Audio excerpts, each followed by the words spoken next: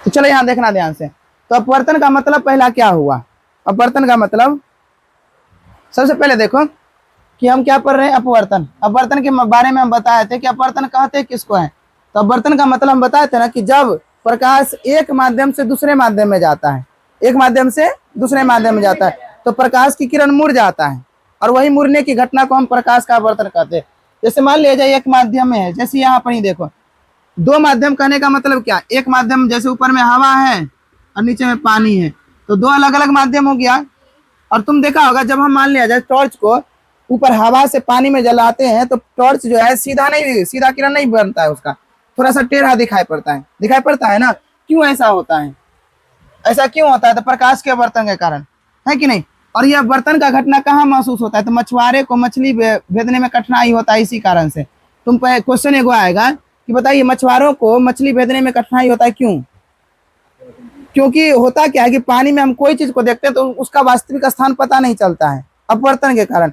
जहां पर होता है वहां पर उसका पोजीशन सही नहीं पता चलता है। तो मछुआरे को लगता है कि मछली यहाँ पर है, लेकिन मछली थोड़ा सा या तो आगे होता है या तो पीछे होता है। और कब आगे होता है कब पीछे होता है ये भी देखो कि जब प्रकाश हवा से पानी में जाता है, हवा से पानी में जाता है, तो दो अलग अलग माध्यम हो गया। क्या माध्यम हो गया? दो अलग अलग माध्यम हो गया। और जैसे दो अलग अलग माध्यम होगा तो प्रकाश जैसे पहला माध्यम से दूसरे माध्यम में प्रवेश करेगा तो होगा क्या कि जैसे ही पहला माध्यम से दूसरे माध्यम में प्रवेश करेगा तो ये तो हो गया आने वाला प्रकाश, आपतित प्रकाश इसको कहते हैं। और ये हो गया तुम्हारा अभिलंब। तो प्रकाश को निकलना चाहिए था ऐसे, इस तरह से निकल जाना चाहिए, अगर कोई रुकावट नहीं होता तो सीधा निकल जाता। लेकिन होता क्या है कि प्रकाश जैसे एक माध्यम से दूसरे माध्यम में घुसता है तो ऊपर वाला हवा जो है, हवा हो गया विरल माध्यम। हवा कौन सा माध्यम हो गया? और विरल सघन माध्यम तो हम बताए थे अच्छी तरह। अब तुम सोचो हवा और पानी में कौन विरल कौन सघन? तो जिसमें घनापन ज्यादा हो, तो पानी और हवा में कौन सघन है, कौन किसमें घनापन ज्यादा होगा? पानी में घनापन ज्यादा होगा ना। पानी में जब घनापन ज्यादा होगा तो पानी हो गया सघन और हवा क्या हो गया? विरल हो गया। जब हवा विरल हो गया तो तुम सोचो कि प्रकाश को अगर आना था तो प्रकाश अगर मान लिया कोई रुकावट नहीं था, प्रकाश इधर से आया, ये सीधे यहाँ से ऐसे निकल जाता ना, निकल जाता अगर कोई रुकावट नहीं रहता, दोनों में एक के माध्यम रहता। तो लेकिन हुआ क्या, जैसे ये सघन मतलब विरल से सघन गया, इसको ये जो सीधा निकलने का था सीधा नहीं निकलता है। क्या होता है? तो या तो ये अभिलंब के पास आ जाता है या तो अभिलंब के दूर।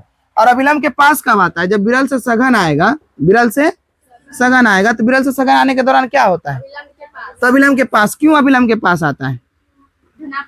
हाँ, घनापन ज्यादा होने के कारण ऐसा लगता है कि वो फोर्स महसूस करता है, जिस कारण से ये क्या हो गया? अभिलंब के पास आ गया। तो यही याद रखना कि प्रकाश अगर विरल से यानी हल्का माध्यम से भारी माध्यम में आएगा, कहां से?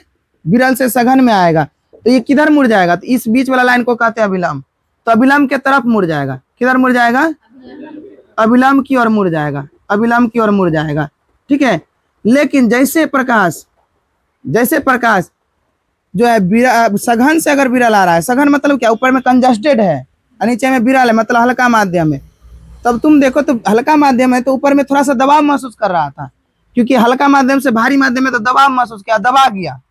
लेकिन अब ऊपर में दबा हुआ मीडियम था, मतलब ऊपर में जो है चलने में थोड़ा सा कठिनाई हो रहा था सघन माध्यम में।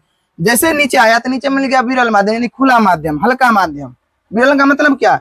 ज्यादा घनापन नहीं। सघन कहते हैं जैसे यहाँ पर देखो ये कांच ले लिए, क्या ले लिए? कांच। और नीचे में हम ले लिए हवा। तो कांच हवा में किस में घनापन ज्यादा होगा? कांच में। हवा में तो कम घनापन होगा। तब इस स्थिति में प्रकाश को क्या होना चाहिए था? अगर कुछ नहीं रहता, कोई रुकावट नहीं रहता, तो इस तरह से निकल जाता। लेकिन इस तरह से नहीं निकलता। कारण क्या है कि जब मान लो कि विरल से सघन आ रहा है, मतलब सॉरी सघन से जब विरल आ रहा है तो प्रकाश को जो है ये मतलब क्या हो रहा है कि प्रकाश किधर मुड़ेगा? अभिलंब के तरफ कि अभिलंब से दूर? तो अभिलंब से दूर चला जाएगा। क्यों जाएगा अभिलंब से दूर? तो यहाँ पर घनापन कम मिल गया, तो घनापन कम मिल गया तो फैलने का मौका मिल गया इसको। और यहाँ पर क्या हो गया? तो सघन से जब विरल पहुंचा, कहां से कहां? सघन से जब विरल पहुंचा तो सघन से विरल पहुंचने के दौरान अभिलंब ये क्या हो गया? तो अभिलंब के पास है कि अभिलंब के दूर गया? अभिलंब के दूर। क्वेश्चन पूछा जाता है अभिलंब के दूर चाहता है कि नहीं? तो क्वेश्चन क्या पूछेगा कि अगर प्रकाश विरल से सघन आ रहा हो, कहां से कहां आ रहा हो? विरल से सघन आ रहा हो, तो बताओ कि प्रकाश किधर मुड़ेगा? तो विरल से जब सघन आ रहा है तो अभिलंब के पास मुड़ेगा। और सघन से अगर विरल जा रहा है, सघन से अगर विरल जा रहा है तो अभिलंब के दूर चला जाता है। तो ये याद रहेगा कि नहीं? और इसको हम बताए भी तो पूरा रीजन पूरा मतलब डिटेल में भी बताए थे कैसे हुआ था ये सब घटना। है कि नहीं। तो हम इसको शॉर्ट में एक बार बताते हैं। चलो अब यहाँ देखो, ये तो हो गया कि विरल से सघन में आएगा तो अविलंब की ओर मुड़ेगा, और सघन से विरल जाएगा तो अविलंब से दूर आएगा। कारण क्या था? तो कारण सिंपल है, ऊपर हल्का है नीचे भारी माध्यम है, तो ये दबाव महसूस किया, जिसका नहीं दबाया, क्योंकि घनापन ज्यादा था। ऊपर घनापन ज्यादा है, नीचे घनापन कम है, तो ये हल्का महसूस किया, तो फैलने का मौका मिल गया। ये हम पढ़ चुके थे, ठीक है। उसके बाद अपवर्तन की घटना पढ़े थे कि अपवर्तन की घटना जो है कितने तरह का होता है, तो देखें। और उसके बाद फिर हम बताए थे अपवर्तन में क्या क्या पार्ट था। तो क्या क्या पार्ट था याद करो। अपवर्तन में कौन कौन पार्ट हुआ करता था? तो पहला पार्ट था ये, जो प्रकाश पड़ता है दर्पण पर, मतलब ये अपवर्तक सतह पर। तो ध्यान देना यहाँ क्या क्या बता रहे हैं। जिस सतह पर प्रकाश पड़ता है, जैसे ये सतह है, जिस सतह पर प्रकाश पड़ेगा उस सतह को हम यहाँ कहते हैं अपवर्तक सतह, क्योंकि अपवर्तन वाला में ना पढ़ रहे हैं, इसको हम क्या कहेंगे? अपवर्तक सतह। और जो प्रकाश पड़ेगा उस प्रकाश को कहते हैं हम आपतित किरण। उसको क्या कहते हैं हम? आपतित किरण। और जो आपतित किरण पर जहां पर पड़ेगा जिस बिंदु पर, उसको हम कहते हैं आपतन बिंदु। उसको क्या कहते हैं हम? आपतन बिंदु। और अगर आपतित किरण पर अगर हम लंब खींच दें, क्या खींच दें? लंब खींच दे, तो उसको कहेंगे हम अभिलंब। उसको क्या कहेंगे हम? अभिलंब। और ये जो प्रकाश जो मुड़ जाता है आकर के, जो प्रकाश आकर के इसको निकलना चाहिए था इससे, लेकिन मुड़ जाता है, तो मुड़ने वाला प्रकाश को हम क्या कहेंगे? तो मुड़ने वाला प्रकाश को, मुड़ने वाला किरण को हम अपवर्तित किरण कहेंगे। क्या कहेंगे? अपवर्तित किरण कहेंगे। क्या कहेंगे इसको? अपवर्तित किरण। और आपतित किरण और अभिलंब के बीच जो कोण बनेगा उसको आपतन कोण। और अभिलंब, ये ध्यान रखना, इसको हम अभिलंब कहते हैं। अभिलंब और अपवर्तित किरण के बीच जो कोण बनेगा उसको हम अपवर्तन कोण कहेंगे। क्या कहेंगे? और यहाँ भी कोण आई और कोण आर कहेंगे। उसके बाद तुमको हम बताए थे अपवर्तन के कितने नियम। तो अपवर्तन के 2 नियम है। अपवर्तन के कितने नियम है? अब बताओ 2 नियम क्या क्या है। तो पहला नियम इजी था। पहला नियम क्या क्या हम बताए थे कि आपतित किरण, याद करो, आपतित किरण, आपतन बिंदु पर डाला गया अभिलंब और अपवर्तित किरण, तीनों एक ही तल पर होगा। तीनों एक ही तल पर होगा। तो तीनों एक ही तल पर होगा, ये पहला हम नियम बताए थे, तीनों एक ही तल पर होगा। दूसरा नियम बताए थे कि ये जो है आपतन कोण की जया, जया को हिंदी में क्या कहती है, इंग्लिश में क्या कहते हैं जया को? तो साइन। यानी कहे थे आपतन कोण की जया, आपतन कोण की जया। आपतन कोण की जया का मतलब क्या हुआ? जया को हम इंग्लिश में कहते हैं साइन, और आपतन कोण को क्या लिखते हैं? आई। तो आपतन कोण की जया साइन आई। और फिर लिखे थे अपवर्तन कोण की जया, क्या लिखे थे? अपवर्तन कोण की जया को क्या कहेंगे हम? साइन आर कहेंगे ना। जया का मतलब साइन और अपवर्तन कोण का मतलब आर। तो आपतन कोण की जया और अपवर्तन कोण की जया एक नियतांक होता है। क्या होता है? एक नियतांक होता है। और नियतांक को ये म्यू से सूचित करते थे। इसको क्या कहते थे? इस चिन्ह को म्यू। तो एक नियतांक होता है। और इसी नियम को हम कहते हैं स्नेल का नियम भी कहते हैं। इसी को हम क्या कहते हैं? स्नेल का नियम। और तुम जाकर के क्वेश्चन देखना कि कितना बार स्नेल का नियम पूछा हुआ है कि नहीं। एग्जामिनर को अगर इस चैप्टर से कुछ अगर कोई क्वेश्चन नहीं मिलता है तो कम से कम ये उठा के जरूर दे देता है कि स्नेल का नियम लिखें 2 नंबर में, है कि नहीं। तो स्नेल का नियम पता चला किसको कहते हैं? किसको कहते हैं? आपतन कोण की जया, अपवर्तन कोण की जया एक अनुपात हो, का अनुपात एक नियतांक होता है। का अनुपात क्या होता है? एक नियतांक होता है, जिसे हम स्नेल का नियम कहते हैं। समझ में आया कि नहीं? किसका किसका? आपतन कोण की जया, अपवर्तन कोण की जया का अनुपात। का अनुपात, अनुपात इसलिए बोलना जरूरी क्योंकि बटे में ना है। तो आपतन कोण की जया, अपवर्तन कोण की जया का अनुपात एक नियतांक होता है। क्या होता है? एक नियतांक होता है, जिसको हम क्या कहते हैं? स्नेल का नियम। और इसी को हम क्या कहते हैं? तो इसी को म्यू से सूचित करते हैं। उसके बाद ये जब हो गया, इसके बाद तुमको हम बताए थे अपवर्तन का पार्ट सब बता दिया, अपवर्तन का नियम बता दिया। तो फिर बताए थे कांच में कैसे कैसे अपवर्तन होता है, कांच में कैसे कैसे अपवर्तन होता है। और उसके बाद अपवर्तन में जो है अपवर्तनांक एक और था तुम्हारा टॉपिक, है कि नहीं। क्या था? अपवर्तनांक। अपवर्तनांक बताओ किसको कहते हैं? अपवर्तनांक किसको कहते हैं ये बताओ। तो अपवर्तनांक कहते हैं, देखो अब प्रकाश जो है हर माध्यम में तो सेम प्रकाश का चाल नहीं होगा, सब माध्यम में प्रकाश का चाल एक क्या होगा। तुम सोचो कि कांच में प्रकाश का स्पीड कुछ और होगा, पानी में प्रकाश का स्पीड कुछ और होगा, हवा में प्रकाश का स्पीड कुछ और होगा ना। तो अगर हम प्रकाश को 2 माध्यम में तुलना करें, 2 माध्यम में तुलना करें, कोई भी 2 माध्यम में, तो उसको हम कहते हैं सापेक्षिक अपवर्तनांक। क्या कहते हैं उसको? सापेक्षिक अपवर्तनांक। क्वेश्चन पूछेगा सापेक्षिक अपवर्तनांक किसको कहेंगे बताओ, किसको कहेंगे सापेक्षिक अपवर्तनांक? तो जब प्रकाश के किसी 2 माध्यम में प्रकाश की चाल का जब अनुपात करेंगे तो वही क्या कहलाएगा? सापेक्षिक अपवर्तनांक। समझा? यानी क्या किया हम, पहला माध्यम में प्रकाश का चाल निकाल लिए, पहला माध्यम में पहला माध्यम में प्रकाश की चाल निकाल लिए, ठीक है, प्रकाश की चाल निकाल लिए। फिर क्या किया हम, फिर दूसरा माध्यम में प्रकाश की चाल निकाल लिया, दोनों को बटे कर दिया, तो यही क्या कहलाएगा बताओ? इसी को क्या कहेंगे हम? सापेक्षिक अपवर्तनांक। समझ में आया? सापेक्षिक अपवर्तनांक। तो किसी दो माध्यम में प्रकाश की चाल के अनुपात को ही हम सापेक्षिक अपवर्तनांक कहेंगे। क्या कहेंगे? सापेक्षिक अपवर्तनांक। जिसमें हम एक चीज बताए थे तुमको कि अगर एक माध्यम हवा या निर्वात हो, हवा किसको कहते हैं? हवा मतलब जहां पर चारों तरफ तो कुछ भी नहीं है तो हवा है। निर्वात किसको कहते हैं? जहां हवा नहीं है। हवा या निर्वात में प्रकाश की चाल हम तुमको बताए थे, कितना होता है याद करो। हवा या निर्वात में प्रकाश की चाल 3 गुना 10⁸ मीटर पर सेकेंड होता है ना। अगर इसी को किलोमीटर में बदलेंगे तो 3 गुना 10⁵।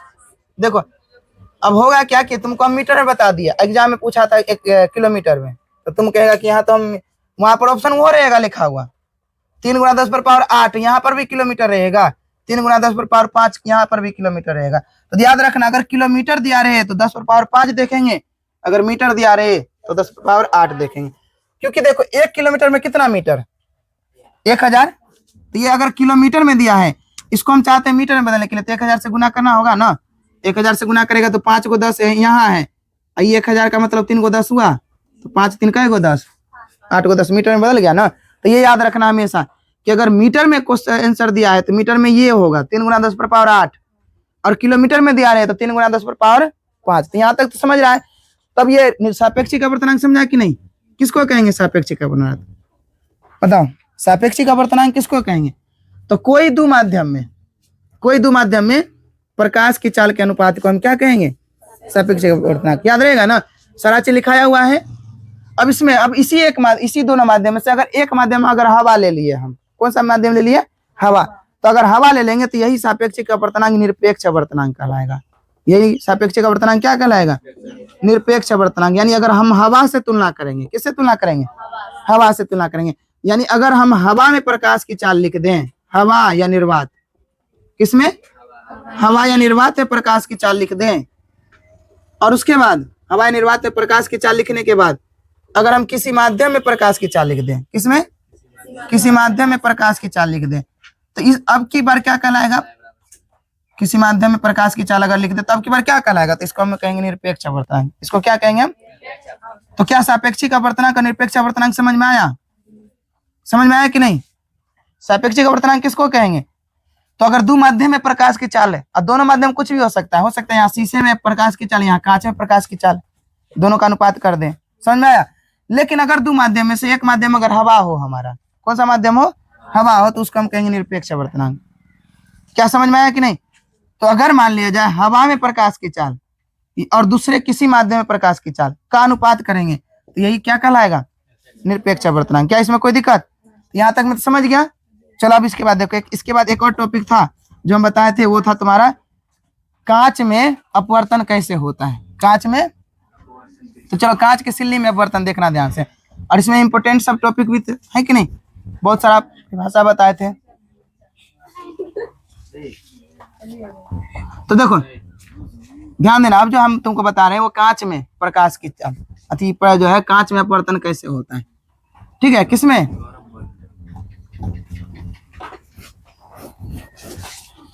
चलो ध्यान देते चला, कांच में। अब की बार किस में लिखेंगे हम? कांच में, या कांच की सिल्ली दे दो, कांच की सिल्ली में अपवर्तनांक या अपवर्तन। तो क्या है अगला हेडिंग? कांच की सिल्ली में, कांच की सिल्ली में अपवर्तन, ठीक है? अब देखना कांच की सिल्ली में अपवर्तन कैसे होगा, ठीक है? कांच की सिल्ली में अपवर्तन कैसे होगा, ठीक है? उतना देर रुको। चलो देखो, ये क्या है? कांच की सिल्ली में अपवर्तन। क्या है? कांच की सिल्ली में अपवर्तन। अब कांच की सिल्ली में अपवर्तन कैसे होता है? चलो अब यहाँ पर देखना, कांच की सिल्ली हम एगो बना रहे हैं, ठीक है? सुनते चला यहाँ ध्यान से। देखो सबसे पहले हम एक कांच का सिल्ली बनाते हैं। मान लिया जाए ये कांच का सिल्ली है, क्या है तुम्हारा? कांच का ये सिल्ली है, ठीक है? ये तुम्हारा कांच का सिल्ली। सिल्ली मतलब समझ रहा है ना, कि कांच का मोटा साथी जो है तुम्हारा एक परत ले लिए, तो ये कांच का सिल्ली है। अब इसमें प्रकाश का अपवर्तन हम जो है कल बताए थे। तो यहाँ पर कैसे अपवर्तन होता है ध्यान से समझते चलना।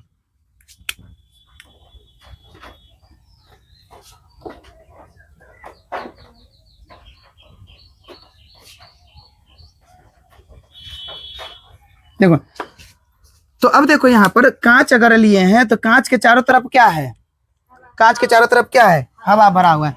तो कांच के चारों तरफ हवा इधर भी है, नीचे भी क्या है, तो नीचे भी हवा है। और हवा कौन सा माध्यम कांच के सामने में, तो विरल माध्यम होगा कि नहीं ये बताओ हमको। हवा हो गया विरल और कांच क्या हो गया तुम्हारा, सघन माध्यम। कांच क्या हो गया, सघन माध्यम। तो तुम देखो अगर हम प्रकाश को हम भेज रहे हैं, ठीक है, प्रकाश को भेज रहे हैं कांच के अंदर, किसके अंदर भेज रहे हैं, कांच के अंदर। तो कांच के अंदर जैसे भेजे तो इस सिल्ली पर यहाँ पर आएगा और यहाँ पर तो जो है एक अभिलंब होगा, जहां पर भी प्रकाश पड़ता है उसी जगह अभिलंब होता है कि नहीं, तो यहाँ पर अभिलंब होगा ना अभिलंब।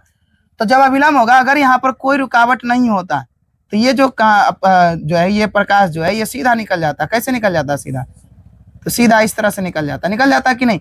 अगर रुकावट नहीं होता, पूरा में पूरा एक के माध्यम होता, तो पूरा में अगर एक ही माध्यम होता तो कांच ये जो है पूरा का पूरा क्या हो जाता, मतलब डायरेक्ट निकल जाता। लेकिन जब यहाँ पर विरल से सघन आ रहा है तो बताओ प्रकाश किधर मुड़ेगा, तो विरल से अगर सघन आ रहा है तो तुम सोचो प्रकाश किधर मुड़ेगा, तो प्रकाश जो है तुम्हारा ये मुड़ेगा किधर, ये जाना चाहिए तो इसको ऐसे, लेकिन सघन है यानी घनापन ज्यादा है, तो घनापन के कारण क्या होगा, प्रेशर दबाव महसूस करेगा और इसको जो है ये जब तुम्हारा निकलना चाहता है ऐसे तो इधर नहीं निकलेगा, थोड़ा सा ये अभिलंब के पास आ जाएगा, तो अभिलंब के पास से होकर के गुजरेगा। तो अभिलंब के पास से गुजर गया तो यहाँ पर पहला बार अपवर्तन हुआ, यहाँ पर क्या हुआ, अपवर्तन हुआ।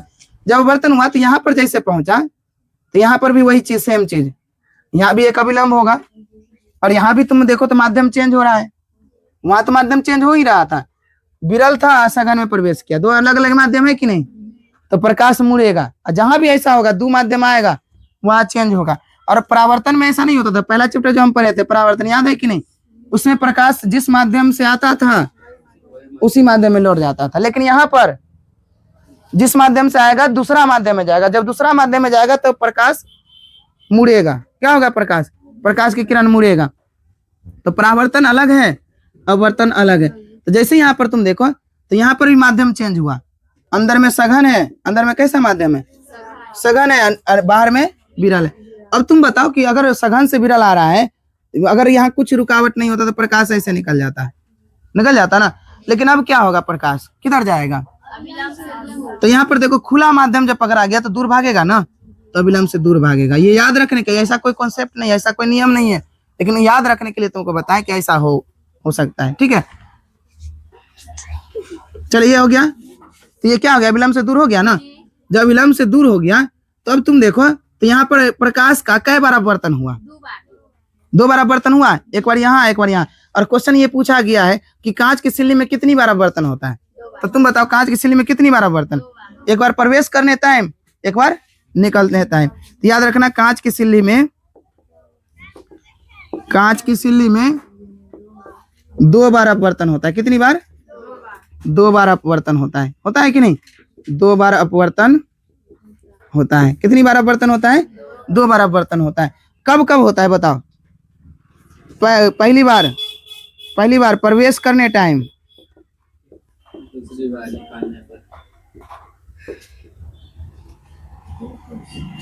प्रवेश करते समय, दूसरी बार निकलते समय। दूसरी बार कब, तो दूसरी बार निकलते समय, जब प्रकाश निकलेगा तो प्रकाश निकलते समय, है कि नहीं, निकलते समय दो बार होगा कि नहीं, दो बार होगा। अब जब दो बार अपवर्तन हुआ तब इसमें ध्यान देना। अब ये सब तो हम जानते हैं, ध्यान दो, इसमें सबसे पहले अब किरण को पहचानो, कौन कौन सा किरण। इस किरण को हम कहते हैं जो प्रकाश पड़ेगा, उसको हम कहते हैं आपतित किरण। उसको हम क्या कहते हैं, तो उसको याद रख रहे हैं, इसको हम कहेंगे आपतित किरण। इसको क्या कहेंगे, आपतित किरण। और जो मुड़ेगा प्रकाश, जो प्रकाश मुड़ेगा उस प्रकाश को हम कहते हैं अपवर्तित किरण।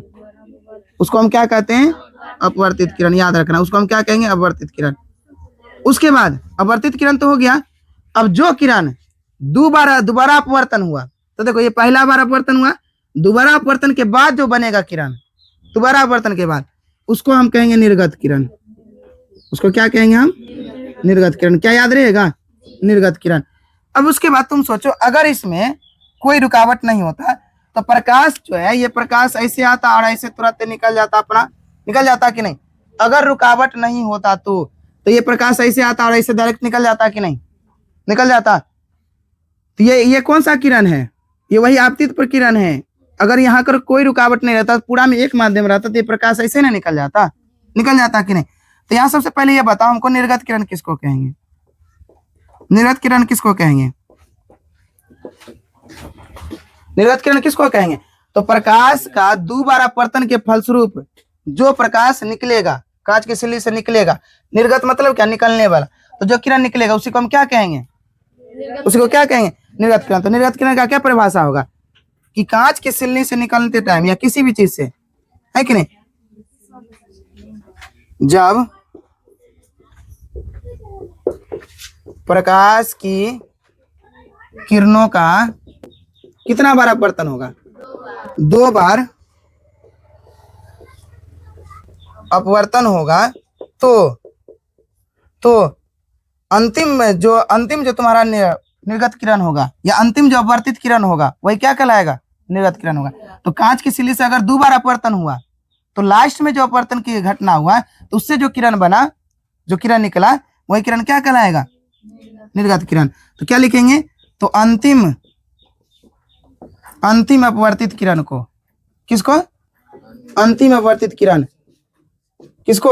अंतिम अपवर्तित किरण को हम क्या कहेंगे? अंतिम अपवर्तित किरण कहने का मतलब क्या? जो किरण किससे निकल रहा होगा?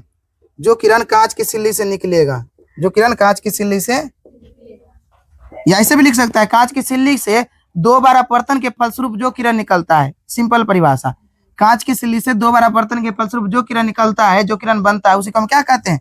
निर्गत किरण। तो जो किरण कांच की सिल्ली से निकलेगा उसी को हम क्या कहेंगे? निकलेगा उसे निर्गत किरण। और कल इससे भी सिंपल परिभाषा वही वाला लिखाए थे ना? क्या लिखाए थे? हाँ, कांच की सिल्ली से 2 बार अपवर्तन के बाद, कितने बार? तो देखो, एक बार यहाँ अपवर्तन हुआ, एक बार यहाँ हुआ, 2 बार अपवर्तन के बाद जो किरण निकला उसी किरण को हम क्या कहते हैं? बताओ। तो उसी किरण को निर्गत किरण कहते हैं। क्या इसमें कोई दिक्कत? अब जब निर्गत किरण समझ गया तो यहाँ पर एक पॉइंट और है समझने लायक। एक और पॉइंट क्या समझने लायक है? तो एक और है पार्श्विक विस्थापन। एक और क्या है? पार्श्विक विस्थापन। ये दोनों इंपोर्टेंट। और सब तो तुम जान रहे, आपतित किरण किसको कहते हैं? तो जो किरण पड़ता है वर्तक सतह पर उसको आपतित किरण, और पढ़ने के बाद जो प्रकाश मुड़ता है उसको अपवर्तित किरण कहते हैं। और अगला तुम्हारा क्या है? कि पार्श्विक विस्थापन। अगला क्या है तुम्हारा? पार्श्विक विस्थापन। अब बताओ पार्श्विक विस्थापन किसको कहेंगे? ध्यान से समझना पार्श्विक विस्थापन में। तो पार्श्विक विस्थापन किसको कहेंगे ये देखना ध्यान से। पार्श्विक विस्थापन कहते हैं ये जो तुम्हारा निर्गत किरण है और ये जो आपतित किरण है। कौन सा किरण? आपतित किरण ना है ये आपतित किरण है सीधा। तो आपतित किरण और निर्गत किरण के बीच जो लांबिक दूरी होगा, जितना का गैप होगा, उसी को हम कहते हैं पार्श्विक विस्थापन। उसी को क्या कहते हैं हम? पार्श्विक विस्थापन। तो किसको कहेंगे पार्श्विक विस्थापन? तो निर्गत किरण, ध्यान देना, निर्गत किरण और आपतित किरण के बीच लांबिक दूरी को, दूरी को नहीं, लांबिक दूरी। अगर दूरी हम कहेंगे तो दूरी देखो, ये भी हो सकता है, ये भी हो सकता है, ये भी हो सकता है, सब दूरी हो सकता है, लेकिन सब दूरी तो सेम नहीं होगा। लेकिन तुम बताओ, इस बिंदु से अगर हम लंब खींचे तो लंब क्या 4 गो होता है? किसी बिंदु से लंब खींचेगा तो लंब मात्र 1 गो हो सकता है, 1 गो से ज्यादा होगा। और जब लंब खींचेंगे तो लंब हमेशा बराबर आएगा कि नहीं? तुम सोचो, सीधा रेखा, लंब का मतलब क्या? सीधा रेखा। अगर लंब नहीं खींचेंगे तो इधर जा सकता है, इधर जा सकता है, बड़ा छोटा हो सकता है। तो लांबिक दूरी का मतलब क्या? लंब वाला दूरी, जो कि सब एक ही होगा, कॉमन होगा। कहीं से तुम खींचो, यहाँ से भी खींचेगा तो लंब वाला दूरी सेम होगा कि नहीं? तो यही चीज बोला कि निर्गत किरण से और आपतित किरण के बीच जो लांबिक दूरी है, कौन सा दूरी? तो लांबिक दूरी याद रहेगा ना? तो लांबिक दूरी क्यों लिए हम? क्योंकि लांबिक एक ही तो हो सकता है।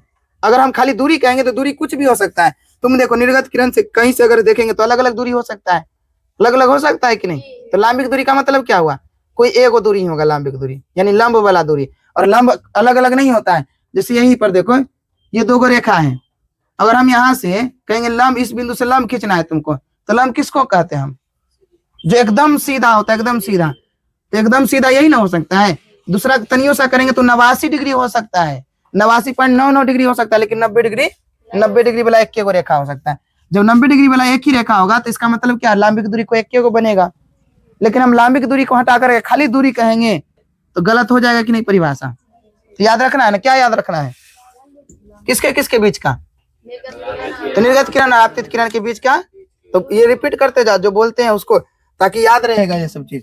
तो किसके किसके बीच लिखे भी थे ना कल, चलो बाद में लिख दिए थे। तो ध्यान देना, निर्गत किरण क्या कहें हम, निर्गत किरण तथा आपतित किरण के बीच की कैसी दूरी, तो निर्गत किरण तथा आपतित किरण के बीच की लांबिक दूरी को, आपतित किरण के बीच की लांबिक दूरी को, इसको किताब में जो डी से सूचित किया गया, ठीक है, तो तुम लिख सकता है डी। तो निर्गत किरण तथा आपतित किरण के बीच की लांबिक दूरी को हम क्या कहेंगे, क्या कहेंगे, तो पार्श्विक विस्थापन कहेंगे। क्या कोई दिक्कत इसमें, समझा कि नहीं, आगे लिख लेगा ना, को पार्श्विक विस्थापन कहते हैं। तो यहाँ देख रहे हैं ध्यान से। तो कांच की सिल्ली में अपवर्तन हम देख लिए। अब बर्तन में देखो जो किरण पड़ा उसको आपतित किरण कहें, और जो पहला बार मुड़ा उसको अपवर्तित किरण कहें, जो दूसरा बार मुड़ा है कि नहीं, दोबारा जो मुड़ा तो उसको निर्गत किरण कहें। उसके बाद यहाँ ध्यान रखना कि ये जो कोण बनाया अभिलंब और आपतित किरण के बीच जो कोण बनता है उस कोण को हम क्या कहते हैं, याद है, आपतन कोण कहते हैं ना, इसको कहते हैं आपतन कोण, कोण आई। और इसके बाद अभिलंब और अपवर्तित किरण के बीच जो कोण बनता है उसको क्या कहते हैं, यहाँ भी वही कोण अपवर्तन कोण ही कहेंगे। क्या कहेंगे यहाँ, अपवर्तन कोण कहेंगे। फिर यहाँ पर एक चीज और, एक और नया कोण बनेगा, एक और नया कोण कौन, तो अभिलंब और निर्गत किरण के बीच जो कोण बनेगा, ये सब का तो परिभाषा सेम रहेगा। अभिलंब और निर्गत किरण के बीच जो कोण बनेगा उसको हम कहेंगे निर्गत किरण, अति निर्गत कोण। क्या कहेंगे उसको, निर्गत कोण। इसको हम लिखेंगे आर डैश से, क्या लिखेंगे, आर डैश से। तो ये निर्गत कोण हो गया। निर्गत कोण किसको कहेंगे बताओ हमको, निर्गत कोण किसको कहेंगे। जैसे यहाँ देखो आपतन कोण किसको कहें, आपतित किरण और अभिलंब के बीच जो कोण बना। अपवर्तन कोण किसको कहें, तो अपवर्तित किरण और अभिलंब के बीच जो कोण बना कहे ना। उसी तरह निर्गत कोण किसको कहेंगे, तो निर्गत किरण और अभिलंब के बीच जो कोण बनेगा उसको हम क्या कहेंगे, निर्गत कोण। तो याद रहेगा ना निर्गत कोण। और निर्गत कोण के जस्ट ऊपर जो आपतित, ये देखो निर्गत कोण के लिए ये ऊपर वाला आपतित किरण का ना काम किया, इसको हम आई डैश लिखते हैं, है कि नहीं। और ये जो ये जो किरण है इसको भी हम आपतन कोण ही कहते हैं, लेकिन ये किसके सापेक्ष बना है, तो ये निर्गत कोण के सापेक्ष बना है कि नहीं। तो यहाँ पर देखो तो दो हो गया आपतन कोण, एगो अपवर्तन कोण है, उसके बाद एगो निर्गत कोण। तो निर्गत कोण का अगर परिभाषा लिखने के लिए बोला जाए तो बताओ क्या लिखेंगे निर्गत कोण में, बोलो। निर्गत कोण का परिभाषा क्या लिखेंगे, तो निर्गत कोण को पहला तो आर डैश से सूचित करेंगे, है कि नहीं। और निर्गत कोण कहेंगे किसको, अभिलंब और निर्गत किरण के बीच का कोण। किसके किसके बीच का कोण बता, अभिलंब तथा निर्गत किरण के बीच का कोण। तो यहाँ लिख देंगे अभिलंब तथा किसके बीच, अभिलंब तथा निर्गत किरण के बीच के कोण को, निर्गत किरण के बीच के कोण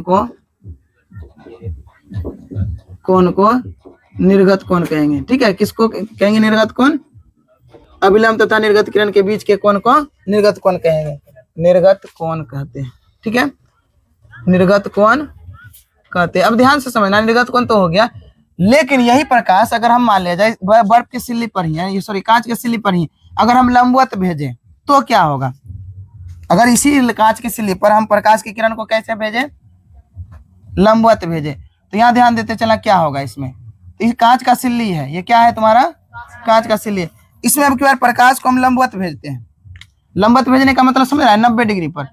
तो अगर इसको 90 डिग्री पर प्रकाश की किरण को भेजेंगे तो याद रखना ये प्रकाश की किरण तब मुड़ेगा नहीं, ये प्रकाश की किरण क्या हो जाएगा, तो ये प्रकाश की किरण सीधे निकल जाएगा, ये प्रकाश की किरण क्या हो जाएगा, सीधे निकल जाएगा। यहाँ पर भी दोबारा अपवर्तन हुआ है लेकिन ये सीधे निकल गया। तो अब क्वेश्चन क्या है यहाँ पर, अगर दिया रहे क्वेश्चन क्या रहे, या रहेगा पॉइंट कि यदि, देखना ध्यान से, कि यदि कांच की सिल्ली पर या कांच की सिल्ली से प्रकाश की किरण को लंबवत गुजारा जाए, प्रकाश की किरण को लंबवत गुजारा तो क्या होगा बताओ, लंबवत गुजारा जाता है तो क्या होता है, बिना मुड़े लंबवत गुजारा जाता है तो क्या होता है, लंबवत गुजारेंगे तो यह बिना मुड़े, क्या मुड़ा कहीं पर, तो बिना मुड़े क्या हो जाता है, तो बिना मुड़े ये जो है कांच की सिल्ली से निकल जाता है। बिना मुड़े, कहीं पर मुड़ा है नहीं, तो बिना मुड़े कांच की सिल्ली से निकल जाता है। तो याद रहेगा ना कि अगर लंबवत प्रवेश कराएंगे तो ये मुड़ेगा नहीं, अगर ऐसे प्रवेश कराएंगे तो 2 बार मुड़ेगा, है कि नहीं। तो बिना मुड़े कांच की सिल्ली से निकल जाता है। तो ये हो गया। क्या इसमें कोई दिक्कत? चलो अब देखो, अब यहाँ पर हम जो बता रहे हैं अगला ताल। ताल या इसी को हम क्या कहते हैं इंग्लिश में? इसी को हम इंग्लिश में कहते हैं लेंस। यानी ताल को हिंदी में हम क्या कहते हैं? ताल को ही इंग्लिश में कहते हैं लेंस, और इंग्लिश हो गया लेंस और हिंदी हो गया ताल। तो याद रखना, ताल अगला हेडिंग है। ताल को इंग्लिश में कहेंगे लेंस। अब ये होता क्या है लेंस? देखो लेंस कहते किसको है? तो लेंस कहते हैं दो ज्यामितीय, दो पारदर्शक, यानी 2 ज्यामितीय सतह से घिरा हुआ पारदर्शक माध्यम को हम क्या कहते हैं? लेंस कहते हैं। यहाँ देखो क्या कहें कि दो ज्यामितीय सतह। ज्यामितीय सतह का मतलब क्या हुआ कि कोई भी दो सतह दो ज्यामितीय सतह से घिरे पारदर्शक माध्यम को, पारदर्शक कहने का मतलब जिसे प्रकाश आर पार हो सके, है कि नहीं। तो 2 ज्यामितीय सतह से घिरे पारदर्शक पदार्थ को या पारदर्शक माध्यम को, पारदर्शक पदार्थ या माध्यम को हम क्या कहेंगे? माध्यम को ताल या लेंस कहते हैं। याद रहेगा ना। तो ताल या लेंस किसको कहते हैं? तो 2 ज्यामितीय सतह से घिरा हुआ, 2 ज्यामितीय सतह से घिरा हुआ पारदर्शक पदार्थ या माध्यम को ताल या लेंस कहते हैं। और लेंस जो है, लेंस 2 तरह का होता है, ध्यान देना। लेंस 2 तरह का होता है। अब ये 2 तरह का लेंस कौन कौन? तो अवतल उत्तल लेंस नहीं, एगो गोलीय लेंस, एगो बेलनाकार लेंस।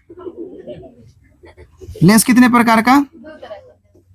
लेंस के प्रकार अगर देखेंगे तो लेंस 2 प्रकार का होता है कि नहीं? नहीं, लेंस 2 प्रकार के होते हैं, 2 प्रकार के होते हैं। अब ये 2 प्रकार कौन कौन है? तो पहला जो है, पहला होता है गोलीय लेंस। पहला कौन सा लेंस है? गोलीय लेंस, स्फेरिकल लेंस इसको कहते हैं। दूसरा सिलेंड्रिकल लेंस, जिसको बेलनाकार लेंस कहते हैं इंग्लिश में, मतलब हिंदी में बेलनाकार लेंस और इंग्लिश में सिलेंड्रिकल लेंस। इसको कहते हैं स्फेरिकल लेंस, स्फेरिकल लेंस, ठीक है। इसको कहेंगे हम सिलेंड्रिकल लेंस, ठीक है। इसको क्या कहेंगे हम? Cylindrical lens. याद रहेगा ना। अब देखो यहाँ गोलीय लेंस। अब गोलीय लेंस का 2 प्रकार हुआ, याद रखना। किसका? तो गोलीय लेंस के 2 प्रकार होता है। अब गोलीय लेंस किसको कहते हैं बता? गोलीय लेंस किसको कहेंगे? तो गोलीय लेंस कहते हैं जिसका सतह गोलीय हो, जिसका सतह कैसा हो? गोलीय, और जिसका सतह बेलनाकार हो। तो सिंपल है इसका परिभाषा, तो जब लिखने का ज्यादा जरूरत नहीं है, पूछेगा भी नहीं, इतना ही जी। गोलीय लेंस किसको कहते हैं? तो जिसका सतह गोल हो, जिसका सतह कैसा हो? गोल हो, उसको हम गोलीय लेंस कहेंगे। जिसका सतह बेलनाकार हो उसको बेलनाकार लेंस। तो गोलीय लेंस के प्रकार कितना हुआ? कई गो प्रकार हुआ गोलीय लेंस का? तो याद रखना, गोलीय लेंस 2 प्रकार का होगा। गोलीय लेंस के 2 प्रकार हैं। गोलीय लेंस के कितने प्रकार हैं? 2 प्रकार हैं। अब 2 प्रकार कौन कौन है? तो पहला है तुम्हारा अवतल लेंस। पहला लेंस कौन सा है? अवतल लेंस। और दूसरा लेंस है उत्तल लेंस। पहला लेंस अवतल लेंस और दूसरा लेंस उत्तल लेंस। अवतल लेंस को हम इंग्लिश में कहते हैं कॉनकेव लेंस। अवतल लेंस को क्या कहते हैं हम इंग्लिश में? Concave lens. और फिर उत्तल लेंस को क्या कहते हैं?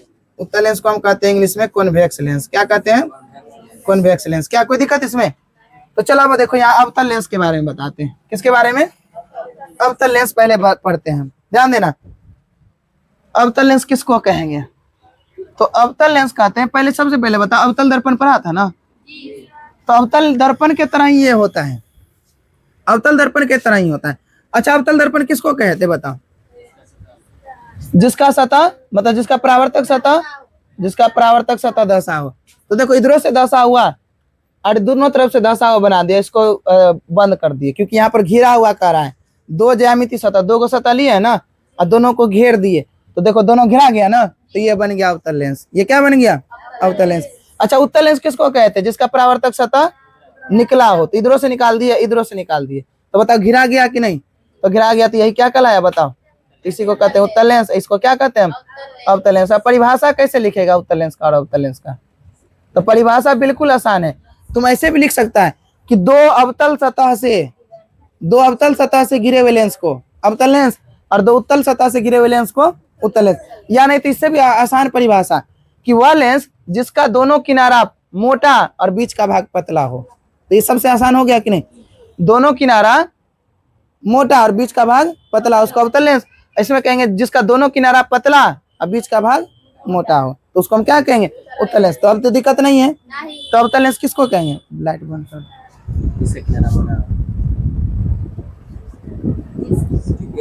नहीं चमकता होगा। तो चलो अवतल लेंस की परिभाषा लिखते हैं। अवतल लेंस किसको कहते हैं बताओ।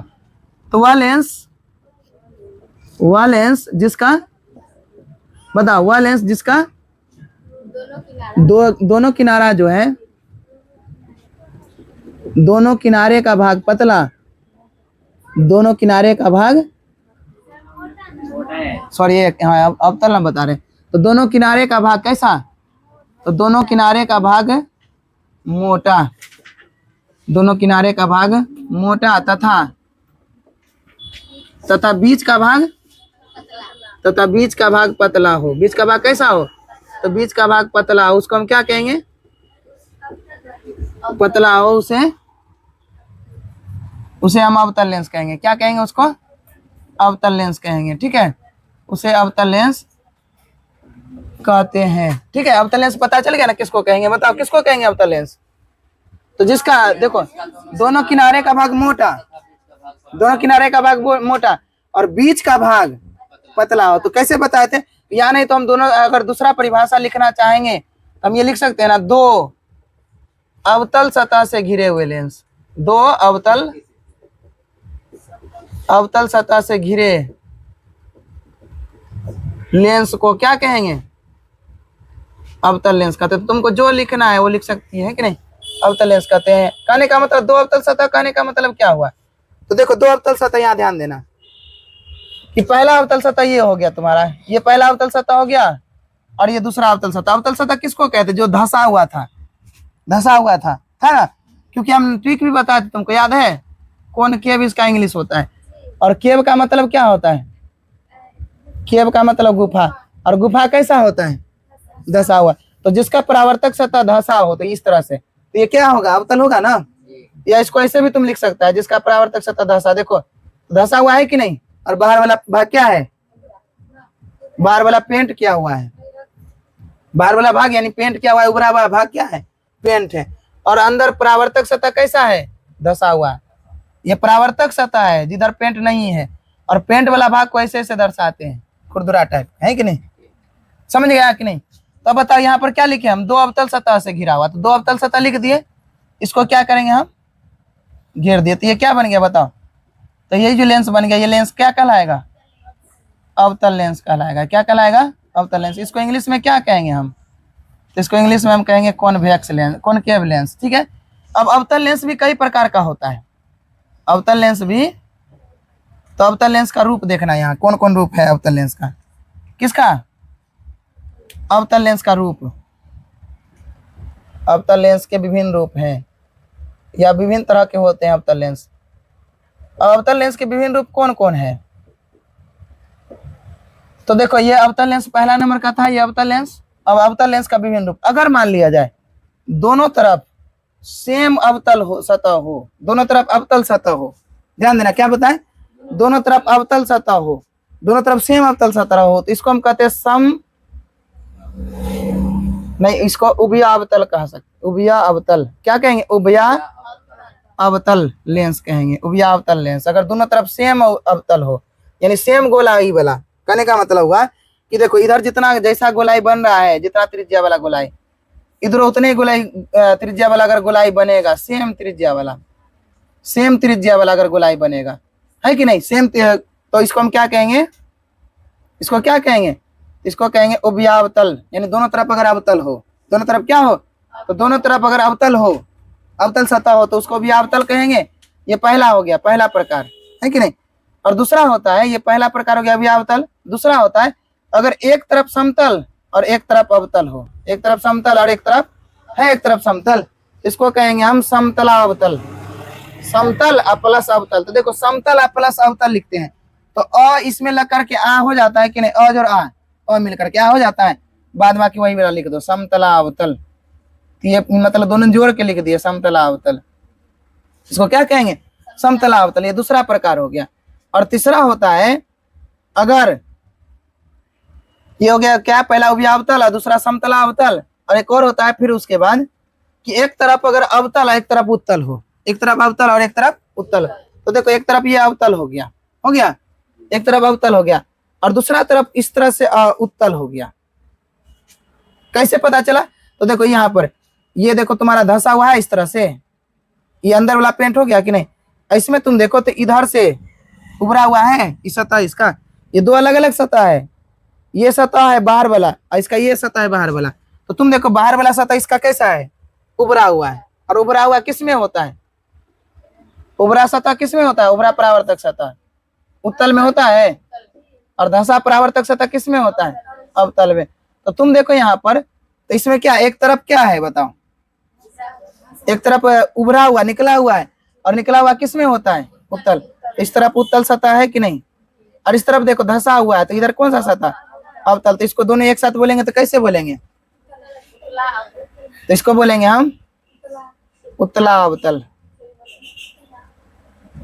उत्तला अवतल लेंस। क्या बोलेंगे इसको? उत्तला अवतल लेंस। समझ में आया कि नहीं? ये अवतल लेंस का प्रकार था, अवतल लेंस का रूप था। जब अवतल लेंस का रूप हो गया तो अब क्या है अगला हेडिंग तुम्हारा? उत्तल लेंस। अगला क्या है तुम्हारा?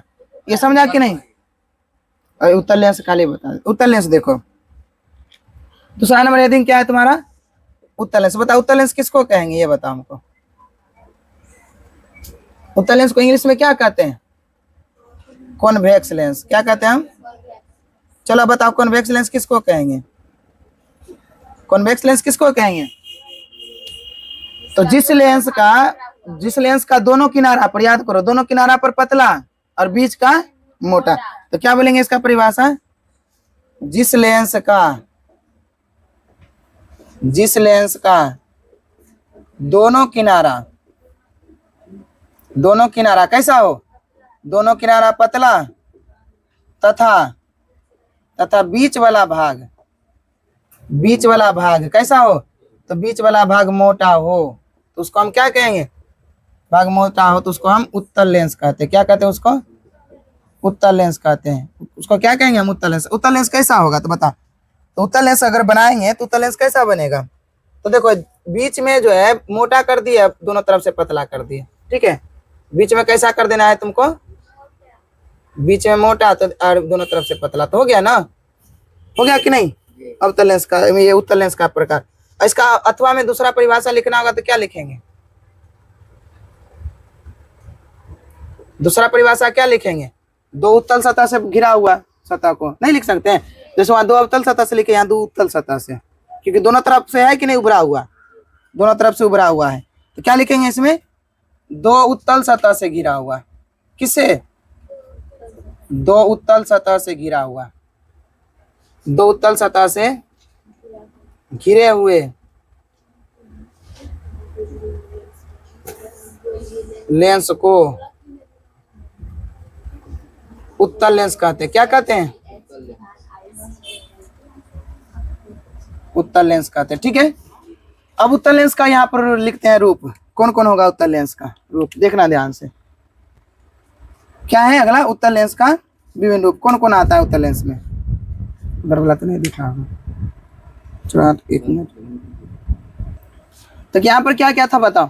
अवतल लेंस तो समझ गया। अवतल लेंस किसको कहें? वह लेंस जिसका दोनों किनारा, देखो दोनों किनारा मोटा और बीच का भाग पतला, तो उसको अवतल लेंस कहेंगे। यानी तो दोनों अगर अवतल सतह से बना, और अवतल सतह किसको कहते थे याद है? जो धंसा होता था। तो दोनों सतह अगर धंसा हो तो अवतल लेंस कहेंगे। और अवतल लेंस के कई रूप हो सकता है।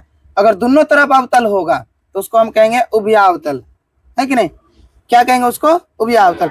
और एक तरफ अगर समतल होगा, एक तरफ अवतल होगा, तो इसको समतल अवतल कहेंगे। क्या कहेंगे इसको? समतल अवतल, है कि नहीं? उसके बाद इसमें एक और, इसमें क्या हो गया? तो एक तरफ अगर उत्तल के सतह, एक तरफ अवतल सतह हो, इसको हम उत्तला अवतल कहेंगे। एक तरफ उत्तल एक तरफ अवतल है तो उत्तला अवतल, क्योंकि उत्तल इसमें जोड़ेंगे, उत्तल प्लस अवतल क्या होता है बताओ? क्या शब्द बनेगा? उत्तल प्लस अवतल अगर शब्द जोड़ेंगे तो यहाँ देखो, इसके अंत में अ, इसके अंत में अ जुड़ करके आ बनता है। क्या बनता है? आ, तो इसलिए बना उत्तला अवतल। उसी तरह यहाँ पर देखो, एक तरफ है समतल और एक तरफ है अवतल, और समतल और प्लस अवतल यानी अ और अ जुट करके आ बनता है कि नहीं, तो गया समतल अवतल। इसी तरह यहाँ पर देखो दोनों तरफ एक ही चीज, उभय मतलब दोनों तरफ अवतल है तो उभय अवतल, दोनों तरफ उत्तल है तो उभय अवतल है कि नहीं। उसके बाद एक और होता है इसमें समावतल, एक और क्या होता है वो भी लिख ही देते हैं, है कि नहीं। समावतल किसको कहते हैं, देखो इसमें जरूरी नहीं कि दोनों सेम गोलाई का हो, दोनों सेम गोलाई का होना जरूरी नहीं है। इसमें R1 इसको मान लेते हैं R1, इसको मान लेते हैं R2, यानी दोनों गोल का गोल जो है ये तुम्हारा वक्रता त्रिज्या सेम होना जरूरी नहीं है। R1 not equal to R2 हो तो उसको भी अवतल कह सकते हैं। और इसको अब समावतल किसको कहेंगे, समावतल कहते हैं जिसमें दोनों तरफ का त्रिज्या सेम हो, दोनों तरफ का क्या हो त्रिज्या सेम हो, तो यानी ये वाला भी और ये वाला भी अगर दोनों तरफ का त्रिज्या सेम हो, यानी दोनों तरफ का त्रिज्या, अगर इधर का त्रिज्या देखो, इधर का त्रिज्या मान लो R1 है और इधर का भी त्रिज्या R1 R2 है और दोनों का त्रिज्या सेम है, यानी दोनों का गोलाई एक ही तरह का गोलाई है दोनों बगल, तो इसको हम कहेंगे कौन सा, तो दोनों तरफ सेम हो गया। और सेम को सम को मतलब दोनों तरफ बराबर अगर हो गया त्रिज्या, इसको कहेंगे सम। और इसके बाद दोनों अवतल है तो समावतल, क्या कहेंगे इसको, समावतल लेंस, क्या कहेंगे इसको, समावतल। ये चौथा प्रकार हो गया। सम मतलब बराबर, अवतल मतलब दोनों तरफ बराबर अवतल हो तो समावतल लेंस। चलो उत्तल लेंस तो पढ़ लिए, अब उत्तल लेंस का रूप देखो कौन कौन हो सकता है। किसका रूप, उत्तल लेंस का देखो विभिन्न रूप कौन कौन है, तो 4 गो रूप हम देख रहे हैं। कै गो, मुख्यतः 4 गो रूप है, 4 रूप कह दो या 4 प्रकार कह दो, ठीक है, जो बोलना है बोल सकते हैं। चलो पहला प्रकार क्या है, जैसे इसमें देखो उभयावतल आया, इसमें पहला आएगा उभयोतल, उभय जो उत्तल, उभयोतल। अब उभयोतल कैसे होगा, तो एक तरफ देखो, यानी अगर दोनों तरफ का, जैसे ये तुम्हारा देखो ये जो हो गया तुम्हारा, ये कौन सा लेंस हो गया, तो ये कहलाएगा दोनों तरफ क्या है, दोनों तरफ अवतल है, दोनों तरफ। जरूरी नहीं कि दोनों तरफ के अवतल के लिए जो है वक्रता त्रिज्या सेम होना चाहिए। जैसे ये देखो इसका वक्रता त्रिज्या कुछ और होगा और दूसरा वाला का ये वक्रता त्रिज्या कुछ और होगा, तो इसको हम क्या कहेंगे, अगर वक्रता त्रिज्या जरूरी नहीं है सेम हो, ये हो गया इसका मान लो वक्रता त्रिज्या R1 और इसका वक्रता त्रिज्या हो गया R2, तो अगर वक्रता त्रिज्या सेम नहीं हो तो इसको हम उभयावतल कहेंगे। क्या कहेंगे इसको, उभयावतल, तो वहाँ उभयोतल, उभय जो उत्तल, बताओ उभय और प्लस उत्तल मिलके क्या बनेगा, तो हर्षऊ, यहाँ पर क्या हर्षऊ कैसे लिखते हैं, अज और हर्षऊ मिल करके याद रखना, अज और हर्षऊ मिल करके ओ बन जाता है, क्या बन जाता है ओ, तो क्या बन जाएगा बताओ, अभयोतल, क्या बनेगा अभयोतल। इसमें हो गया अभयोतल लेंस, कौन सा लेंस, अभयोतल लेंस। और इसमें जरूरी नहीं है कि दोनों का त्रिज्या, दोनों सतह का त्रिज्या वक्रता त्रिज्या सेम हो। अब दूसरा प्रकार हो गया, दूसरा प्रकार कौन सा हो गया, तो दूसरा प्रकार तुम्हारा ये देखो, एक तरफ अगर समतल हो, एक तरफ क्या हो समतल हो और दूसरे तरफ जो है, इसको ऐसे इधर से भी लिख सकता है या नहीं तो इसको ऐसे भी लिख सकता है, ठीक है। तो एक तरफ क्या है, एक तरफ समतल है और एक तरफ क्या है, एक तरफ उभरा हुआ उत्तल है, इसको हम क्या कहते हैं, समतल उत्तल, क्योंकि एक तरफ देखो समतल है, एक तरफ समतल है, एक तरफ उत्तल है, एक तरफ क्या है समतल तो एक तरफ उत्तल, और एक तरफ समतल और एक तरफ उत्तल होता है तो उसको हम क्या कहते हैं, क्या कहते हैं, तो समतल प्लस उत्तल को, तो इसको कहेंगे समतल में उत्तल जोड़ो, तो समतल प्लस उत्तल, तो बताओ क्या होगा समतल प्लस उत्तल, तो अज और हर्षऊ मिलकर के क्या बनता है, ओ बनता है ना, इसका नाम लिखाएगा समतलो उत्तल लेंस। क्या लिखाएगा, समतलो उत्तल लेंस। अब तीसरा प्रकार क्या है, तो तीसरा प्रकार हो गया कि अगर मान लिया जाए एक तरफ उत्तल हो और एक तरफ अवतल हो, यानी कहने का मतलब हो गया कि देखो एक तरफ हो गया अवतल, एक तरफ क्या हो गया अवतल, और एक तरफ हो गया तुम्हारा उत्तल, एक तरफ अवतल एक तरफ उत्तल। तो देखो ये धंसा हुआ है, तो धंसा हुआ कौन सा अवतल, और ये उभरा हुआ कौन सा उत्तल।